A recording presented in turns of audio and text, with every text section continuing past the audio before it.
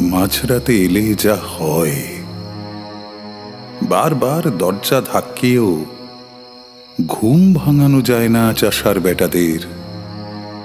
সারাদিন বৃষ্টিতে ভাগের খেতে লাঙল দিয়ে মরার মতো ঘুমোচ্ছে আহাম্মক।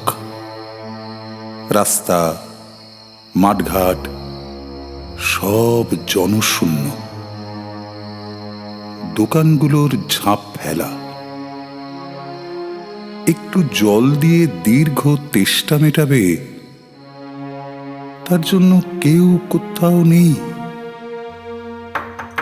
এবার দরজা ধাক্কানো ছাড়াও নাম ধরে জোরে জোরে ডাক পারল,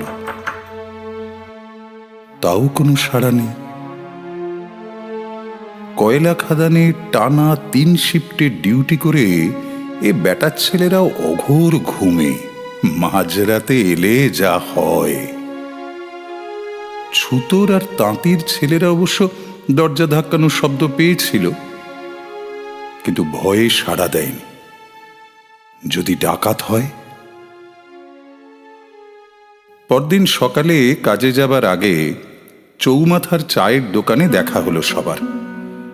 কথায় কথায় গত রাতের প্রসঙ্গ উঠল। কেউ বলল চোর ছেঁচোর হবে, কেউ বলল নিশি, কেউ বলল পুলিশের চর হতে পারে, কেউ আবার বলল কোনো খ্যাপা হবে হয়তো, না হলে এত রাতে।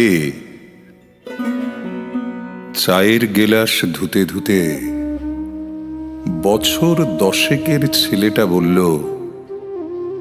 দেখো স্বাধীনতা কিনা, শুনলাম কাল রাতেই মুক্তি পেয়েছে। এভাবে মাঝরাতে এলে যা হয়।